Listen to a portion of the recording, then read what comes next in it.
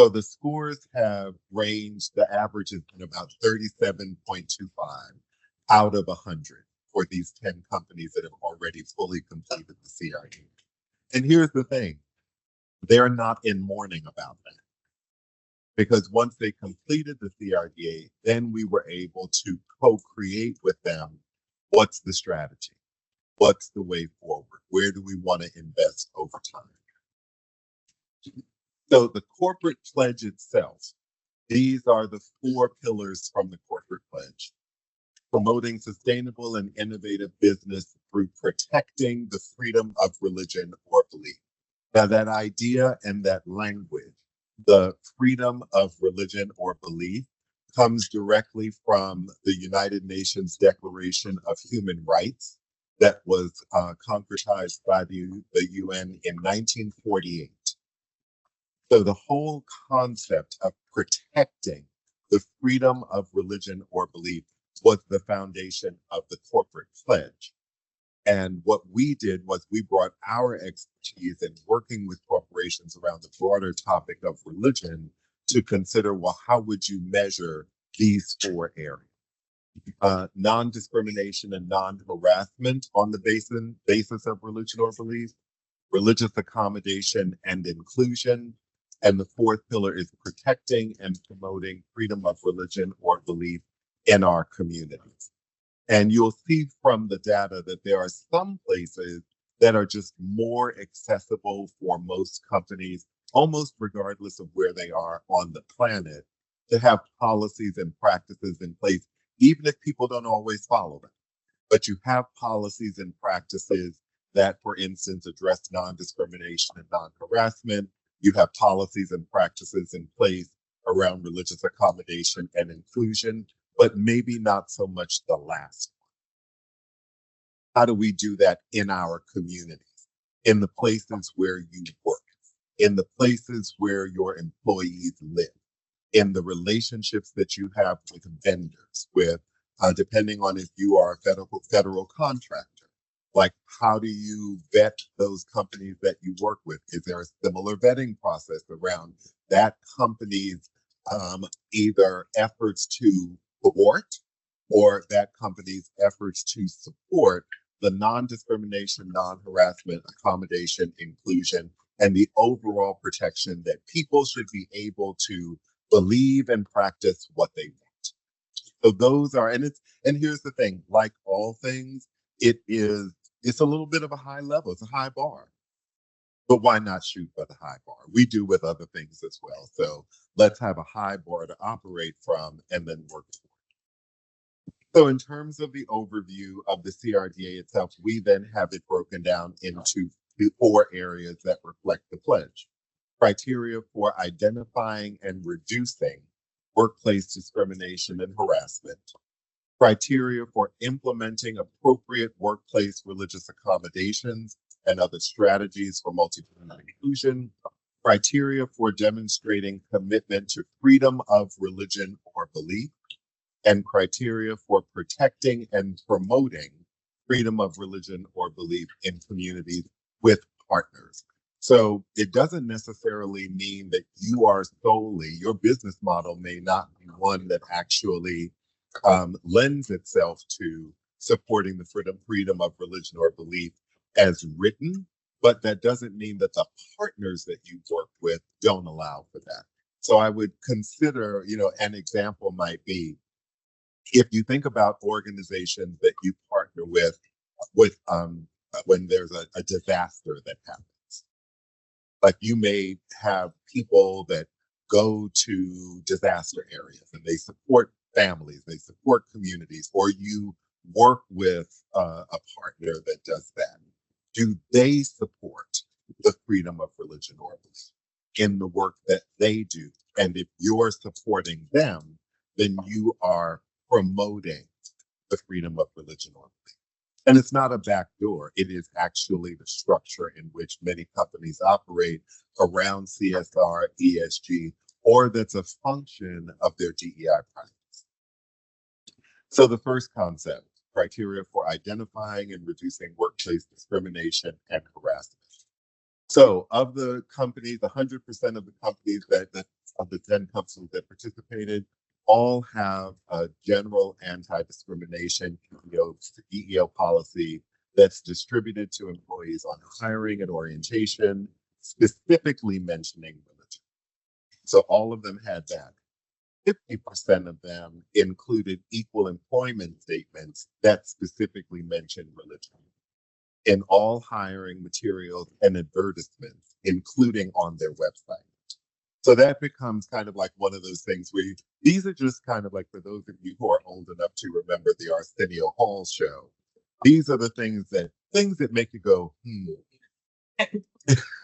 right? So 100% of companies have an anti-discrimination policy. Everybody gets that, but only half of them have equal employment statements that are on all their hiring materials, all of their advertisements, and then on their website. So from a talent perspective, are you communicating effectively that your company is a place where people of variety of religious beliefs, including people who believe nothing, are welcome? That you can take care of them when they are part of your company. 30% of companies have a specific policy that focuses on appropriate and inappropriate religion in the workplace.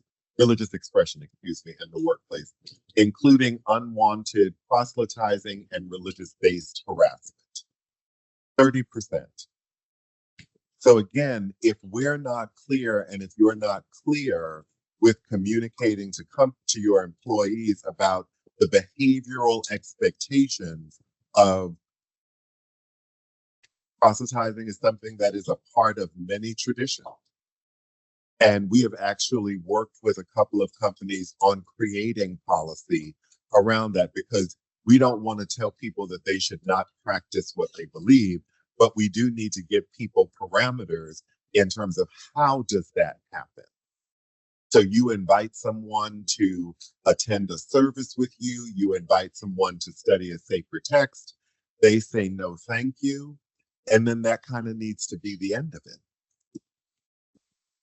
Because if you keep going back to people and keep inviting them to something that they've told you that they don't want to participate in, then I'm not a lawyer, but there are enough lawyers around me who tell me that that is the beginning of a harassing situation. And now and because you're not clear on the front end, then you end up having to deal with things on the back end. 10% of companies have social media policies with specific examples of appropriate and inappropriate ways to communicate about religion on social media. Only 10%, so that meant one company of the 10 actually explicitly stated in their social media policy, here's an example of what doesn't work. Or here's an example of what works. That is that match between your personal beliefs and experiences and your lived experience and what is appropriate to share in the workplace. Because when we give people examples, then that gives them a barometer on what the social behavioral expectations are at work. 70% of companies track religious EEO and or religious discrimination or harassment complaints, but only 20% of companies annually issue reports about those complaints. And here's the thing, you may not necessarily need to tell the entire workforce, but certainly your senior leaders need to know.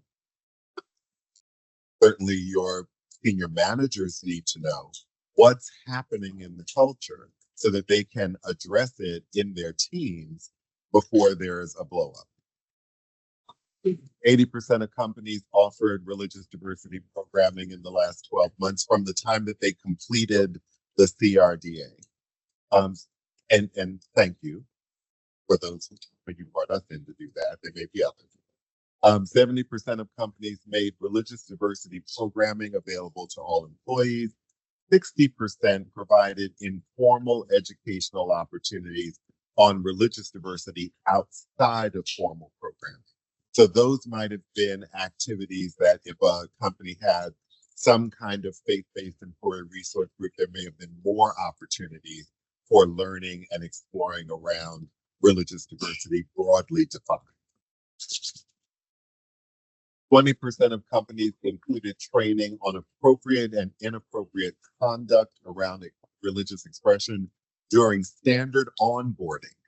So this was one of the things that we really tried to get into the weeds about, and certainly with our experience working with companies. Like if there's all of the onboarding that someone does when they become a member of your company, and then they start working. And then you don't remember what that onboarding was until there's a problem. So it's important, we see that, and we believe that it's important that whatever those behavioral expectations are that you have of employees need to start when they're hired, even start during the hiring process, going back to what are you communicating in your hiring materials and in your advertisements about the culture of the organization. 10% of companies included a training on where to access the company's religious accommodation policy. Only one of the 10. So when you think about like religious accommodations, which often is like a starting point, it's maybe an entry point, an entry experience for people. What do your employees know about your religious accommodation policy? Do you have one? Is it written? Is it accessible for all employees? Is the first time that they see it or encounter it when they need an accommodation? These are all, again, all things that can be built into the process and built into the infrastructure such that it's something that people are aware of and you can refer back to. 40% of companies include training on how to request a religious accommodation. Because here's the thing, all religious accommodations are not necessarily going to be granted. So the more people know about the process, the more that they know about the opportunity that they have to perhaps challenge a decision that was made. All of that is the front end work that can make the back end experience or the later experience easier to navigate. Not like it's going to solve all the problems, but once people are familiar with the infrastructure, they have and then people will talk. People will tell each other, this is how it goes. Not, this is how you get over. But this is how it goes. And it's transparent and you can find, I just sent you the link. It's here on the website. The form is right there if you need help filling it out. People will support one another. And they'll also support one another the other way with the trickery. That's the polite word that I could use. 40% of companies include training on reviewing and granting requests for religious accommodations during onboarding. For HR and managers, it's a number of times. I've been with Tanenbaum 17 years. Can't tell you how many times we've done a training for the HR professionals. They don't know where the religious accommodation policy is. They don't know where it is. Then you got a road to hoe. 40% of companies conduct annual assessments of policies, authorized practices, assessing them for unintended consequences and discrimination that exclude some people or groups based on belief in particular. So that annual review or whatever your regular review process is, we recommend annually. Somebody needs to be making sure that the policies you have in place are not indirectly discriminatory. Do they lean toward, are there implicit biases in the policy itself as it pertains to religion or belief? And then this becomes, for if you have a global footprint, if you have employees around the world, then you're going to have to look and see what are the unique implications that may differ from the United States to EMEA or to the Africas, to Africa, you just have to do that work. So this trend you can see in terms of the annual assessment. The first two companies that we had two companies in 29 that were doing an annual assessment. Now we have 5. Right, 2022 we had 5 who had already reported that they were doing an annual assessment of their policies. And we expect that to grow. So let me add, so I'd just like to give everyone a moment just to pause, consider from the data that was presented thus far, what might be some of the questions that you want to take back to your company and engage with appropriate colleagues about what do you want to check based on what has just been presented. Just take a minute and make any notes for yourself that you need. And does anybody have any questions on this first section?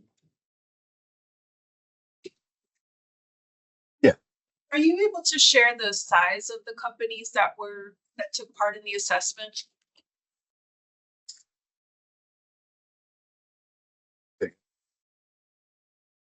Repeat.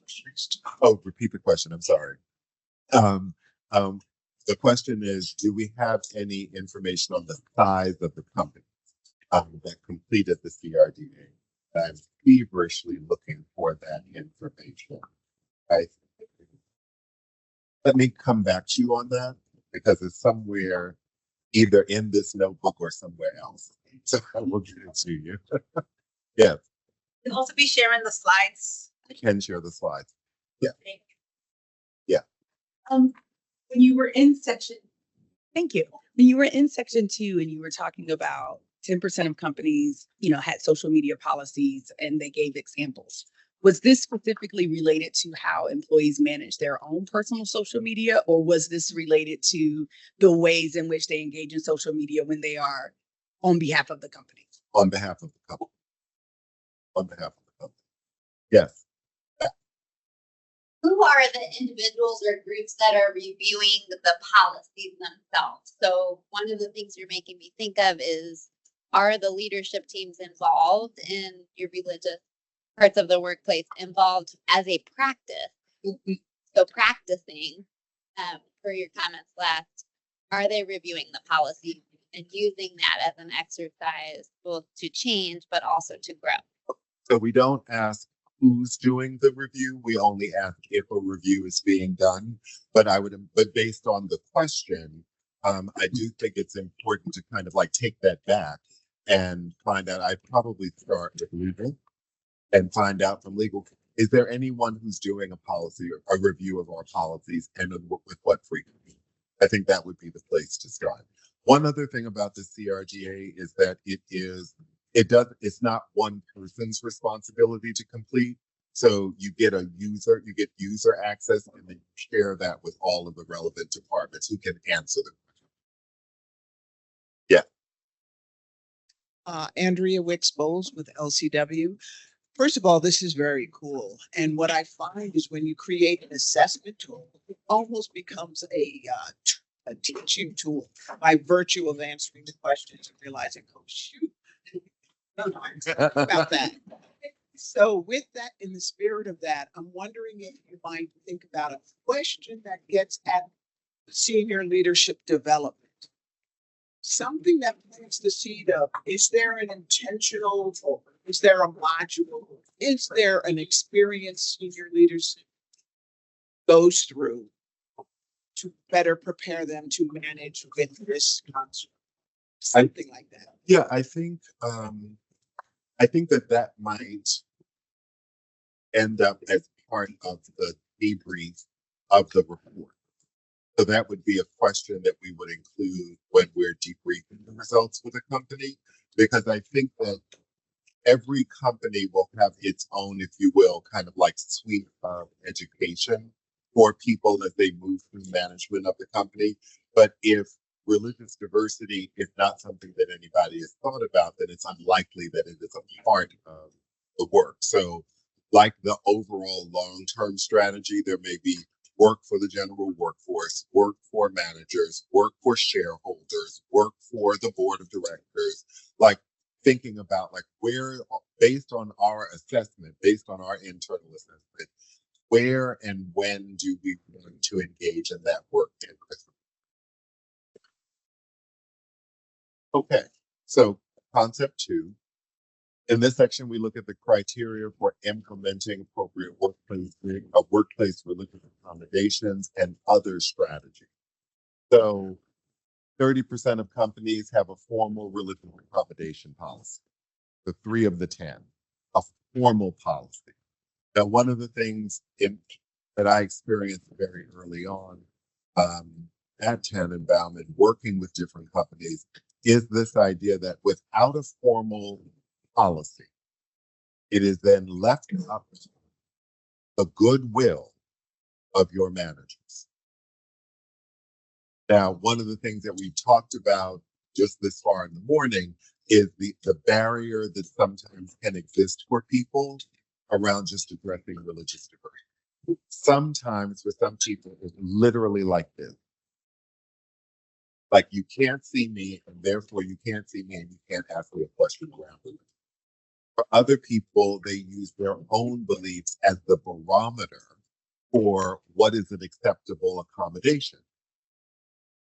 And for others who might have more acumen, they actually are just really asking people to consider, how do you account for, can you make sure that your work gets done? What do you need?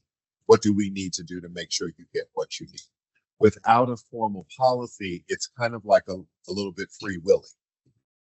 And that's fine until something happens.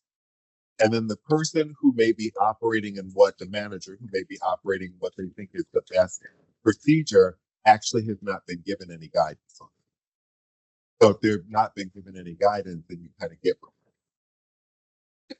90% of companies offer floating holidays and or holiday swapping. 80% of companies offer flexible work arrangements for people or modified schedules for religious observance. 60% have a quiet room. And we recommend that language of quiet room, serenity room versus prayer room, because some people who need that time away, it's not necessarily an activity of prayer, but it is an activity of being quiet, maybe using ritual or sacred practice. 40% of companies have a formal policy or guidelines around scheduling and usage of quiet rooms. There are certainly more companies that I think it may be more top of mind for companies, particularly with new build outs, like for them to consider that there's a quiet room or there's a place for people to observe. But years ago, people would say that we have a quiet room, but nobody knows where it is. So we used to call that the really quiet when we were working with our clients. And part of it was that, was that in between space of, we know we want to provide this, but we don't want to regulate people. We don't want people to feel bad. And by not communicating clearly the use of the room, then it then becomes kind of like a benefit that nobody knows about and doesn't take advantage of. So you're almost kind of like cutting yourself out of getting your goodies, or like, look, we provided something, and here's the standard usage that we're expecting everybody to use. And the other thing too is that when it's not clear, then people feel like that's another phone book that they can just go in the quiet room so that they can take a call. Or why don't we just go into this empty space for a couple of minutes to have our little quick 15-minute check-in? That's not the purpose or use of that. And so you want to be very clear about how you communicate about it. 10% of companies conduct a review of all policies regarding religious accommodations biannually or more frequently. So only one of the 10 companies actually looks at the policies that they have around religious accommodations. Okay, let me just say this now. So one of the things that, and it's in one of the slides, it's in one of our data points, the whole idea of tracking the number of requests for religious accommodations, what the request was it granted? If it wasn't granted, was it challenged? Having all of that information on at least an annual basis, or certainly biannual work, allows you to see how you are responding to the needs of your workforce. It also gives you something to talk about. It gives you a talking point about how people are using that space. But if there's no review of the policy, if there's no tracking of your religious accommodation activity, then you really have no idea if you are meeting the needs of your workforce. And what becomes the barometer is if someone complains, or worse, someone brings suit. And why does it need to get to that? Becomes the question. So, moving into religion-specific or interfaith employee resource groups, or a comparable religious diversity initiative. So that might be a diversity council. There might be diversity council. There also might be kind of like a senior leader group that reviews information. It could be anything but religion specific. 50% of the companies had one, some kind of. 40% of those companies had an executive sponsor. So just like any other resource group, and I distinguish for myself resource group with a business purpose, a charter, a budget, accountable to someone, distinct from an affinity group who meets when they meet. They don't get t-shirts, they don't get money, they get a conference room and enjoy your life. But 40% of companies who have some kind of initiative, though, let's say it this way, 60% did not have anything. How many of your other resource groups would survive without an executive sponsor? Or would they actually just be kind of like, okay, let's take a minute, go to suspend activity until we can reestablish the integrity of this group? And that's what it becomes. The issue becomes creating integrity for your efforts around some kind of resource group in whatever form or fashion it takes. 60% of companies have an effort that's open to all employees, including those of all faiths and none. 40% have diverse membership and leadership. 40% have a clear plan to contribute to the company's bottom line business goals. If any of your other employee resource groups did not have a business plan, would they be allowed to? We have to normalize the experience of faith-based employee resource groups so that they operate like everyone else. And I do take the point, and I don't want to be dismissive of it, the idea that addressing religious diversity is difficult. It can be difficult. So I want to take you back for a moment to before there was an African American employee resource group. That was difficult. Before the first women's resource group came on board, that was and still is difficult. Before the LGBTQIA plus group came into existence, nothing easy. That was just a breeze, right? No, it wasn't. So we want to normalize that on the journey of creating equitable workplaces. We are now addressing a topic that we may not have the facility with that we have with other areas, and we will get that facility. And we're going to take our time to get that capacity. And we're not going to rush ourselves and do silly things, short-sighted. So a friend of the organization in our education work is also the chair of the board of directors at Smith College. And they were definitely having issues with the war in Gaza and students on campus, et cetera. And people were running new president, African-American woman, president of Smith College. And people were running, into her office and telling her, we need to do this, we need to do that. And board members were calling, we need to do this, and we do that. And she said, we're not doing anything right now. Not going to do anything until we have something concrete to do that is in alignment with how we want to train our students.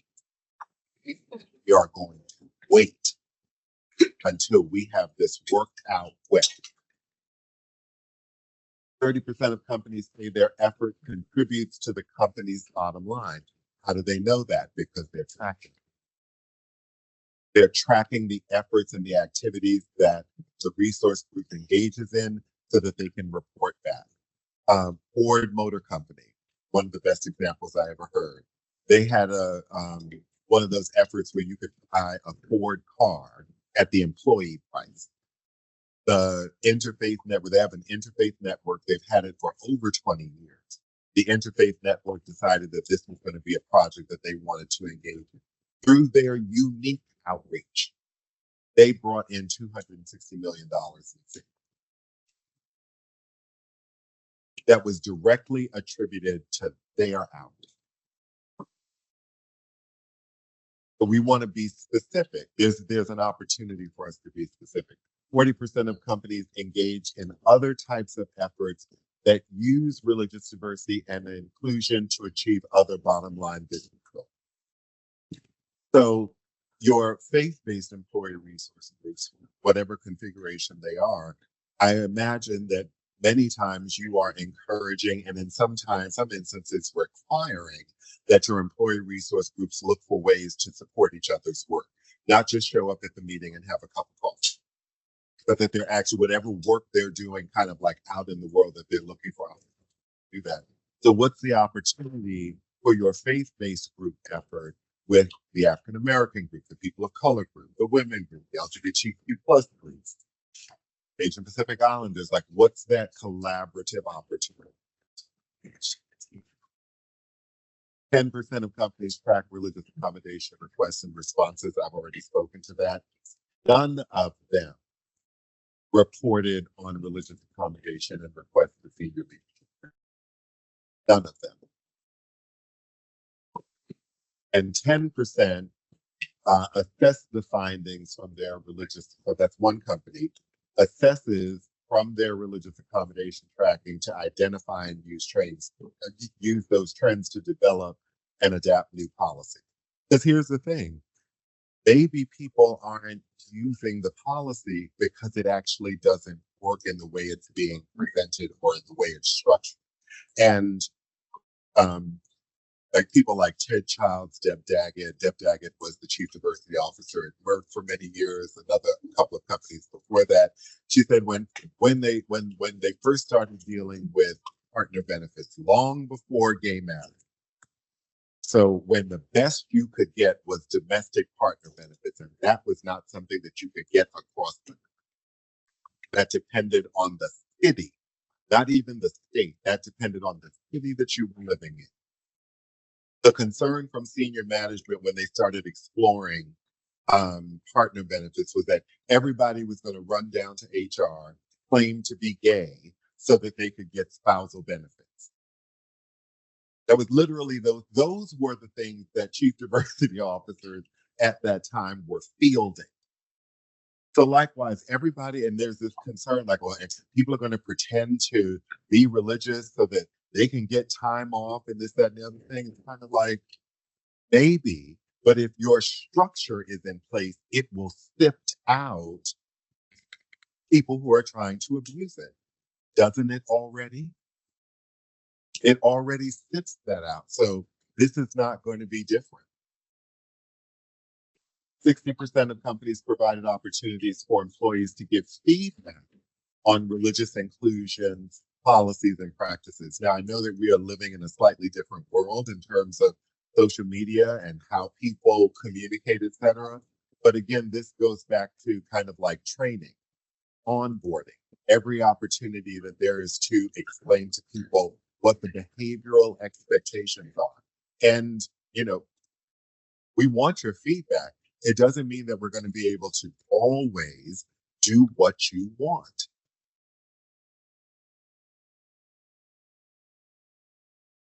We're just not going to be able to promise that.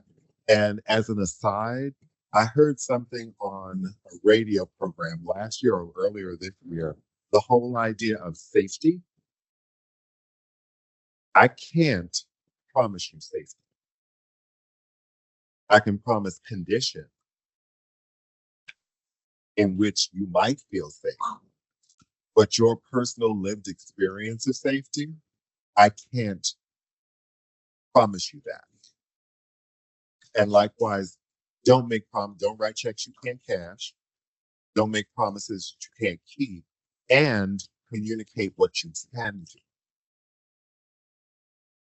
Okay, any questions about that before we can?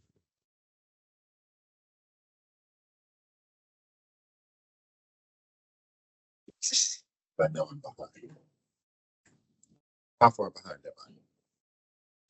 4 minutes. I have 15 minutes. Okay, so no questions.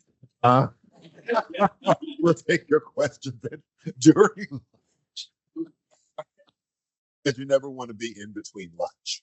Like you want to be that. Okay. For section 3, let's go back for a second. Criteria for demonstrating commitment to freedom of religion or belief. So this is the section where people start not getting points. And it's okay. People just start not getting points. But 50% of companies said that freedom of religion or belief is expressly included in the company's statement of values, corporate social responsibility mission statement, or other comparable public statements. So for half of the companies who filled out the CRDA, there's something public about the idea that they support the freedom of religion or belief for all people. 40% of companies promoted freedom of religion or belief through internal statements to employees within 12 months of the time that they completed the assessment. 20% promoted the freedom of religion or belief through public statements. And that was within the year that they completed. In either internal or public statements, 30% of companies acknowledge the freedom of religion or belief as a factor that positively influences economic growth. So there is some data that's ongoing.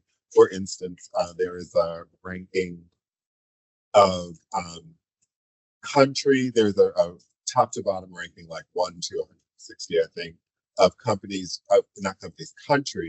where religious expression is vibrant to where it is completely suppressed.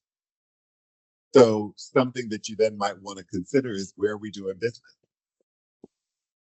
What's the status of the freedom of religion or belief in the places where we have real estate and or where we have employees? What is that? It's just important to know. None of the companies had included in their annual reports or public reports any of their freedom of religion or belief benchmarks. Now, in many instances, companies have an annual report. There's either a complete diversity, equity, and inclusion annual report, or it's a part of the more general annual report. Any of the work that you're doing around religion, is any of it in there? Is any of it in there? And if it's not, why not? Is it something that came up, or was it something that you just kind of self-edited, like, oh, they're not going to want to see that? It's a great place. We worked with, years ago, Nadine Augusta was the Chief Diversity Officer at DTCC, Depository Trust and Clearing Corporation. She included in her annual report 2 reflections from 2 employees about why the quiet rooms that were created in their new location in Jersey City, what it meant to them. 2 profiles, 2 different employees, in addition to kind of like the journey that they went on.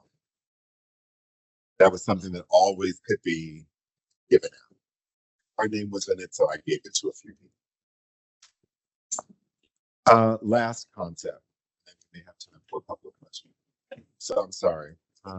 The criteria for protecting and promoting the freedom of religion or belief in communities with partners. So the last 12 months from the time that people submitted, 60% of the companies collaborated with a local organization committed to or interested in the protection and promotion of the freedom of religion or belief. And I do not believe they were talking about mine. They were talking about some other partner that they had. One company had made a public statement against local efforts to restrict the freedom of religion. And this becomes kind of like the question. And it's a little bit different than some of the conversations I think that have been happening around what we, more commonly call geopolitical concerns. When something is bad for your business, it is easier to consider what is there for you to do. One of the ways that this potentially can show up, depending on where you're doing business, is around questions around migrants, immigrants, people who are coming in now. There's one company, and I apologize, I can't remember the name. There was a large immigrant population moving into the city where they had their central offices. They sent their talent to a recruitment team to where the refugees, where the immigrants were, interviewing them. What did you do when in the country where you came to? What are your skill sets? They started hiring because they found people who could fill positions that they needed. What if you already had relationships with various houses of worship, maybe through a faith-based employee resource group, and those people become like your first introduction to communities that need to be employed or looking to be employed? 50% of companies have a policy or official practice of working with business partners, suppliers, and contractors who have a policy or practice of supporting the freedom of religion or belief. So I don't believe that this is a standard for federal contractors per se. It might be, not sure. But consider that the same kind of vetting process that you engage with your partners and vendors, what if you applied these principles or principles that make sense to you and your business to the way in which your partners and vendors do business as related to religious inclusion? We had a company many years ago. They didn't have an employee resource group, but they had a practice of partnering with the Salvation Army. And every year there would be kind of like gifts collected that would be given to children and this, that, and the other thing. And so an employee, not screaming or hollering, but an employee went to the chief diversity officer and said, I understand, we've had this long-term relationship with the Salvation Army, but they have made some public statements that demean members of the LGBTQ community. And I know that that's a community that's also an important community here at this company. Could we partner with someone else for the same outcome? We don't want to stop doing the thing. We don't want to stop giving toys to children. But could we do it with a company that actually is in line with our own values and mission? They changed it. We said that because the end goal was the same. And sometimes we don't always see that people are giving us feedback and giving us information. Not always, and look, I know it comes across. I know sometimes people come for you without you asking them to. Like, I know that part. And every time there's a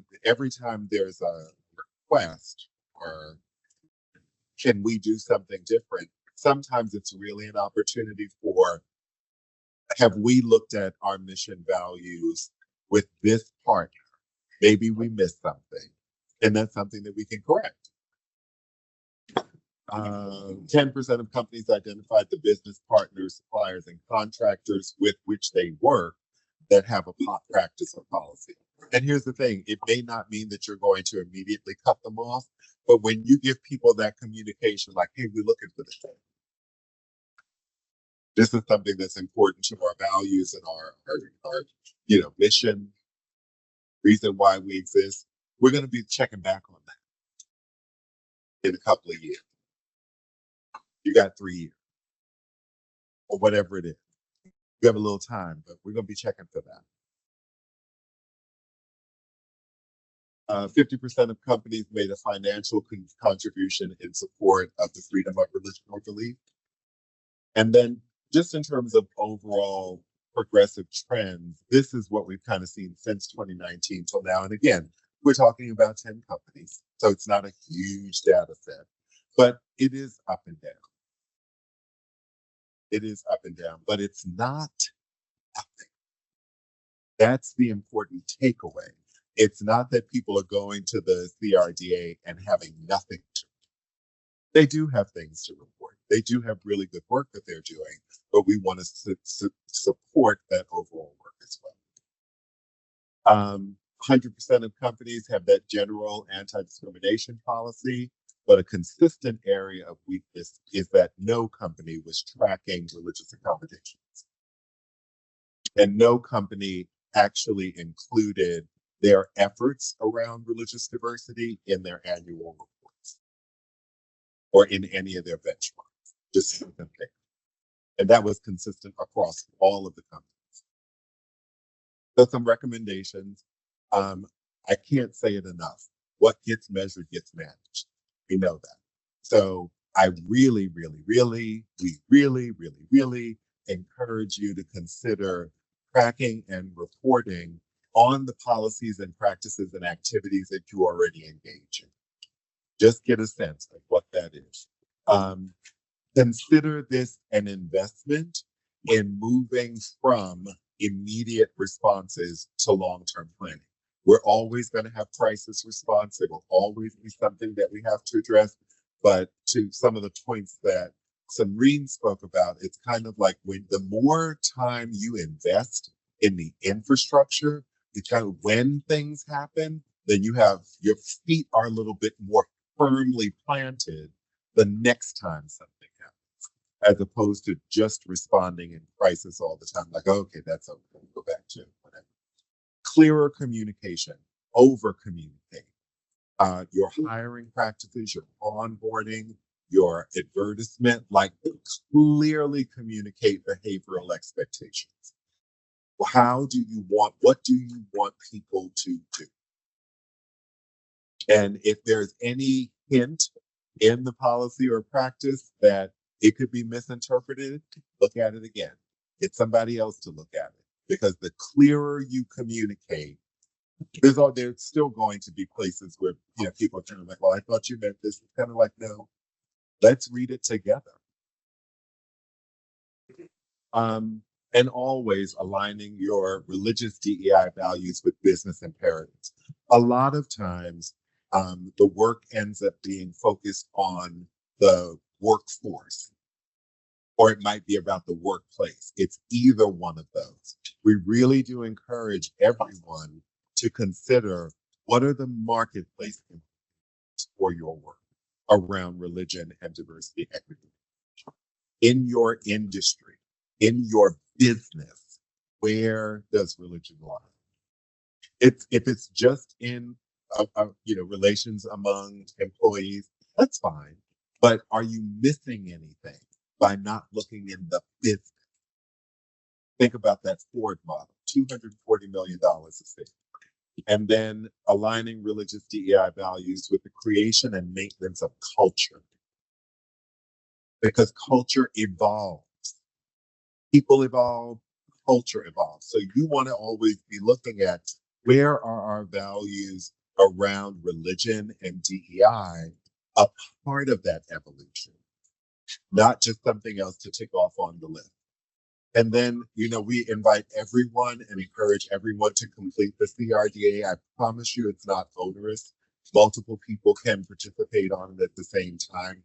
And it's not to get, an A, it's not to get 100. It's to really begin to lay out that long-term strategy so that and we know in partnership with you what the priorities are. There'll still be things that kind of like pop up out of nowhere, but we have a plan. And in that plan, when that emergency happens, we can look at it vis-a-vis the plan, as opposed to, because in some instances, it might be, something goes sideways, like this is perfect. We were not going to address this until next year. This is perfect. It's happening now. Okay, let's go. As opposed to, oh my God, I'm not getting out of it. That. So, do I have any time for questions or I'm done? I can take one question. And we'll be here all day. But it's still 4:30. Have a question? No. They're not gonna hear, and we need it for the people online. Quick question.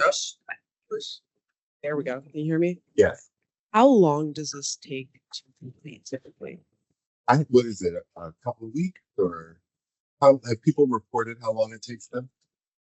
Couple weeks. Couple of weeks.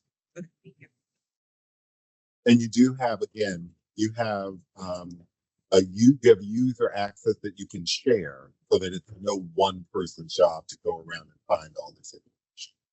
When does it open again? It's open. It's always open. And it's free. And for members, we will actually review the results with you and actually go through kind of the creation of like, what could a strategy look like over time? How do we want to prioritize educating? Who do we want to educate? Like, what do we do? Yeah.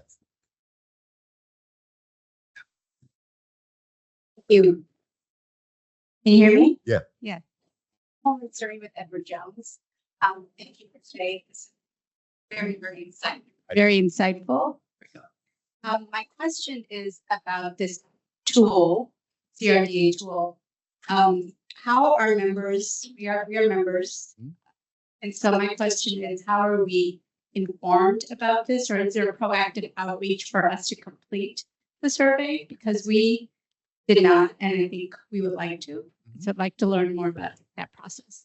So it's usually part of all onboarding of new members, advising them of the CRDA, corporate religious diversity assessment. And sometimes it depends on who heard that information first to determine whether it was, something to be focused on, but it's always available and we will resend it to everyone who registered for this certainly. But we're often reminding clients in meetings, particularly when, things kind of break down a little bit, kind of like we need to take some time to structure and schedule what we're going to do. Thank you. Absolutely. Okay, I think that's it for me. So thank you all so much for your attention to this. And we're, of course, available for any questions if you have them.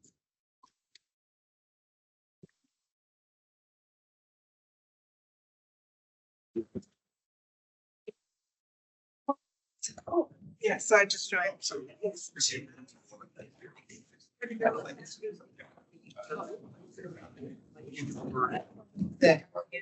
meetings that they are like 11 years.